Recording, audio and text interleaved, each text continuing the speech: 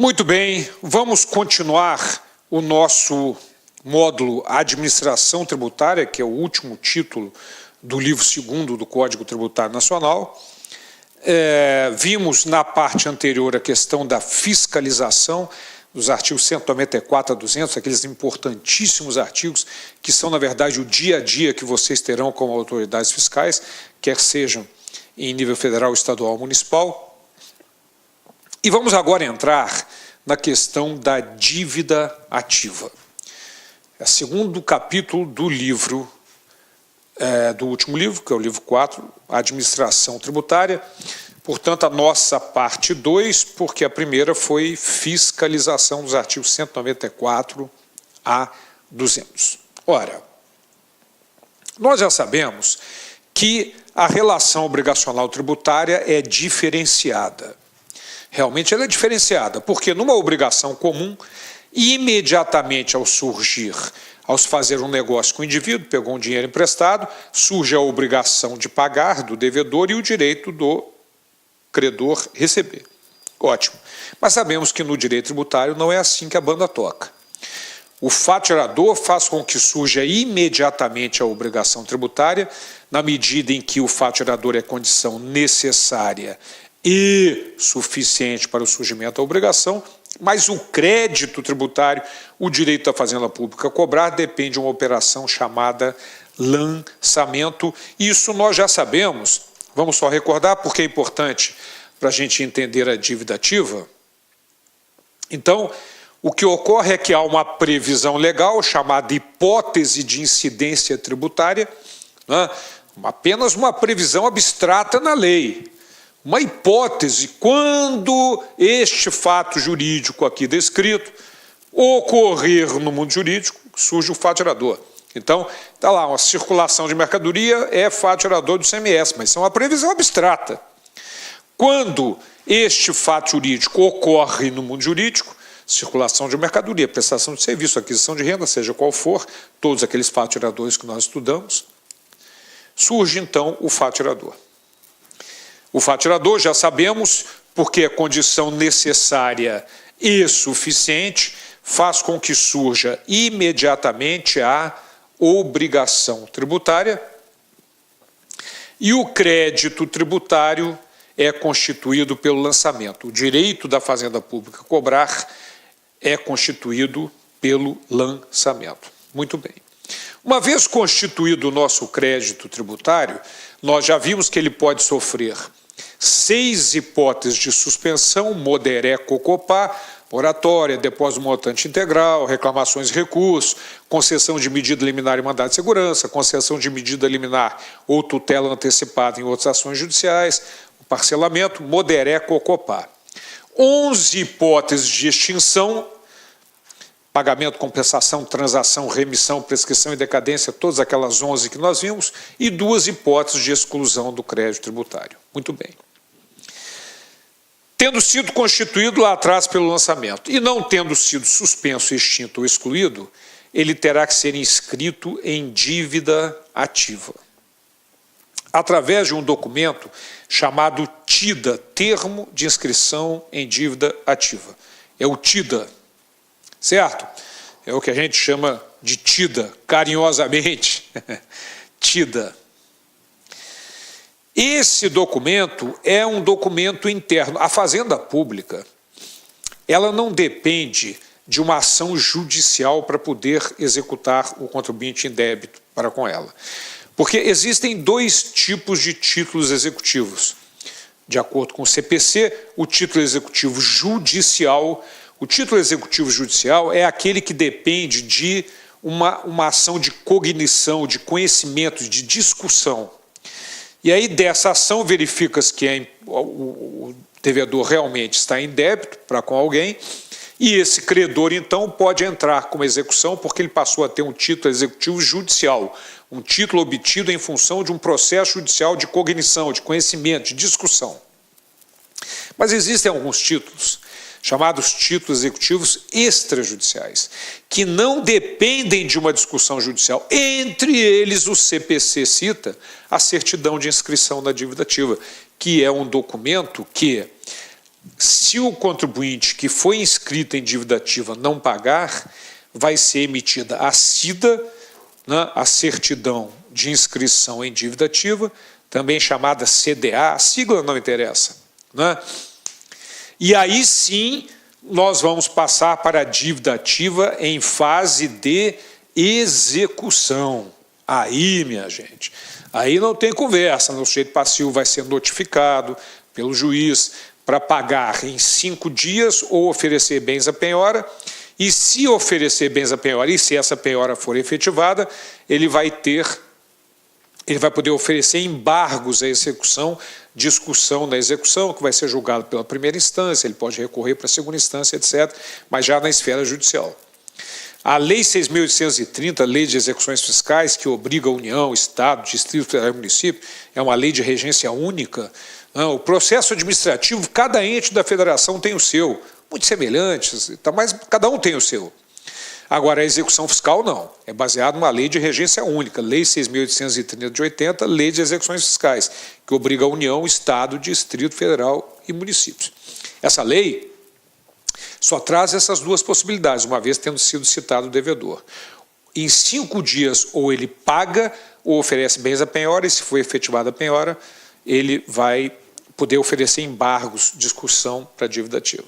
Nós já sabemos que existe uma outra possibilidade, que é a questão da exceção de pré-executividade.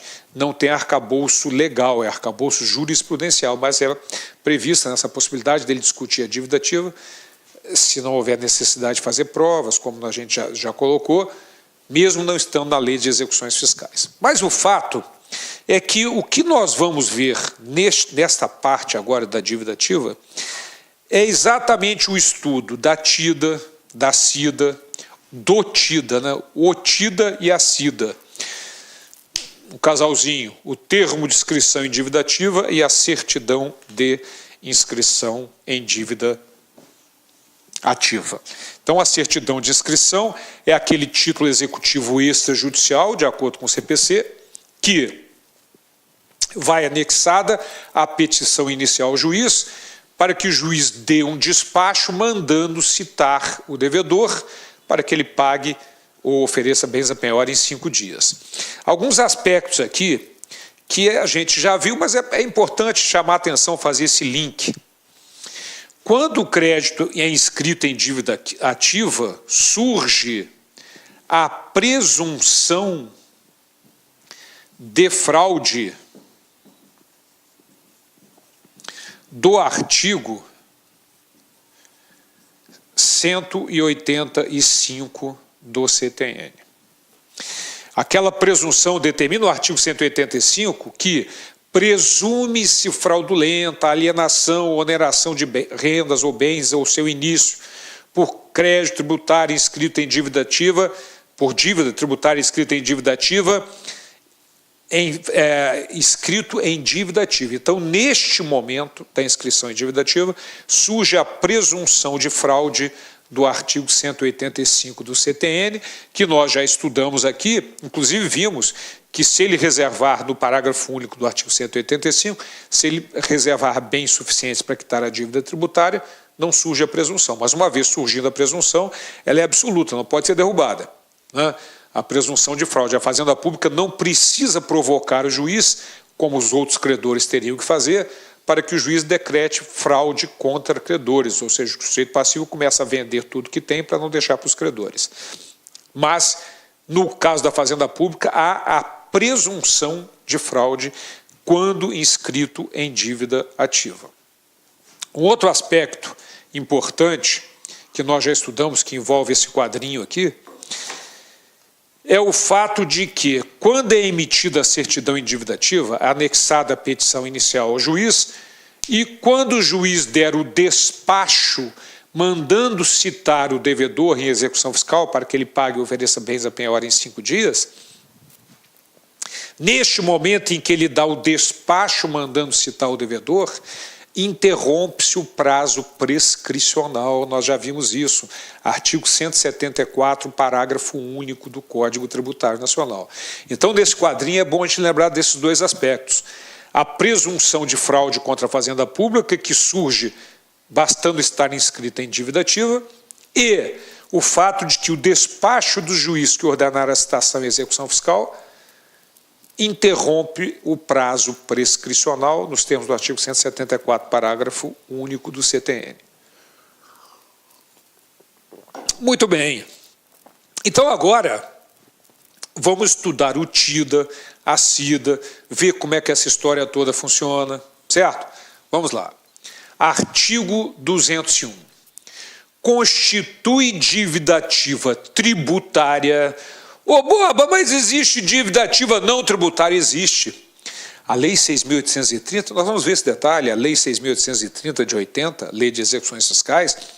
Olá, meus amigos, minhas amigas, sou o professor Luiz Antônio Carvalho, com muito prazer, muita satisfação, estou aqui para convidar vocês aí para a nossa caminhada junto à aprovação do concurso de auditor fiscal da Receita Estadual do Estado da Bahia, Cefaz Bahia 2018. Concurso esse que já foi autorizado, concurso esse que nós estamos aguardando a publicação do edital com muita ansiedade. Se Deus quiser, esse ano vai ser publicado esse edital. Olha, detalhe, gente, esse nosso curso aqui é um pré-edital.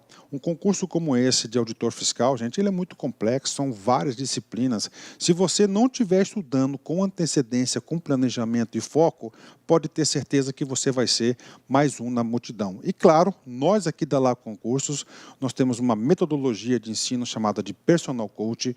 Personal significa pessoal e coach significa treinador. Você vai ter um programa de estudos específico e focado no concurso Cefaz Bahia aqui na Lá Concurso.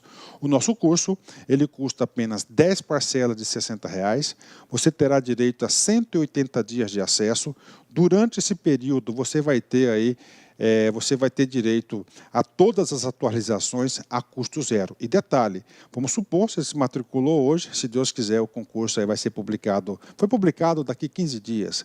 E o conteúdo do curso do pré-edital é diverso do conteúdo do pós-edital, você fique tranquilo, porque dentro do prazo de acesso, nós iremos atualizar a custo zero.